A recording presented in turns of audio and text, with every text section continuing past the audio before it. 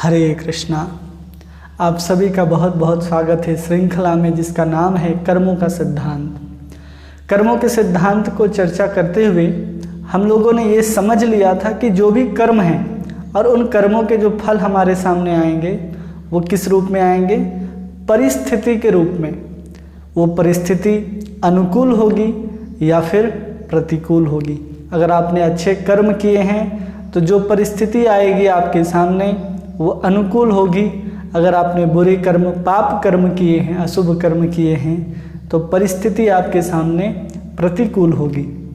और एक और अवस्था आती है जिसमें शुभ कर्म और अशुभ कर्म दोनों मिल जाते हैं, मतलब अनुकूल स्थिति और प्रतिकूल स्थिति दोनों एक साथ आते हैं, जिसको बोलते हैं मिश्रित परिस्थिति।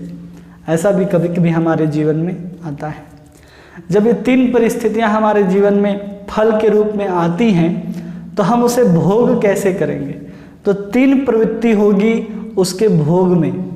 पहली प्रवृत्ति होगी कि हम उस परिस्थिति को स्वेच्छापूर्वक भोग करेंगे या उसको भोगेंगे। दूसरा आता है कि हम पर इच्छा पूर्वक, मतलब हमारी इच्छा नहीं है लेकिन किसी और की इच्छा है। और दूसरा होता है अनिच्छा पूर्वक, हमारा मन नहीं है लेकिन फिर भी हम उसको भोगेंगे। न चाहते हुए भोग करना अनिच्छा पूर्वक, चाह करके भोग करना मतलब स्वेच्छा पूर्वक, और किसी और की इच्छा के अनुसार उस परिस्थिति का सामना करना परीक्षा पूर्वक होता है। इन तीनों इच्छाओं को, इन तीनों प्रवृत्तियों को हम लोग एक एक उदाहरण के साथ समझेंगे तो हमें ये जानकारी, ये ज्ञान भली भांति आ जाएगा कि कैसे हम किसी प्रारब्ध को स्वेच्छापूर्वक भोग करते हैं। पहला उदाहरण, जैसे एक व्यापारी है, वो किसी माल को खरीदता है और बेचता है तो उसको क्या होता है? मुनाफा होता है। वो व्यापारी व्यापार करके लाभ कमा लेता है। और दूसरा व्यापारी क्या करता है? किसी सामान को खरीदता है और फिर बेचता है तो उसको नुकसान उठाना पड़ता है, उसके व्यापार में हानि हो जाती है। लेकिन उसके माल का खरीदना और माल का बेचना वो स्वेच्छापूर्वक था, किसी के बोलने से या किसी के कहने से या किसी और के इच्छा के पूर्वक उसने काम नहीं किया, अपनी इच्छा से वो काम किया और उसके जीवन में क्या हुआ? हानि। और इसके जीवन में क्या हुआ? मुनाफा। ये लाभ और हानि क्या है? उसके प्रारब्ध का परिणाम है। लेकिन उस परिणाम को भोगने के लिए उस व्यापार में प्रवृत्त होना, उसका स्वेच्छापूर्वक प्रवृत्त होना है। अपनी इच्छा के कारण उसने ऐसा व्यापार किया। फिर हम लोग समझते हैं दूसरा उदाहरण। दूसरा उदाहरण है कि जैसे कि अनिच्छापूर्वक, कि हमारी इच्छा नहीं है इस परिस्थिति को भोग करने की, फिर भी हम उस परिस्थिति को कैसे भोग करते हैं। जैसे एक व्यक्ति कहीं अगर जा रहा हो और नदी अगर पार कर रहा है, मान लीजिए तो बहता हुआ टोकरा आ जाता है उसके सामने और वो टोकरा धन से भरा होता है, तो कैसे आ गया? अनिच्छापूर्वक, न जानते हुए, न चाहते हुए अचानक कोई धन की प्राप्ति हो जाना। और इसी में अशुभ कैसे हो जाता है? अगर कोई व्यक्ति कहीं जा रहा है, बहुत जोर से आंधी तूफान आई तो क्या हो? उसके ऊपर बिजली गिर जाती है या पेड़ की टहनी उसके ऊपर गिर जाती है।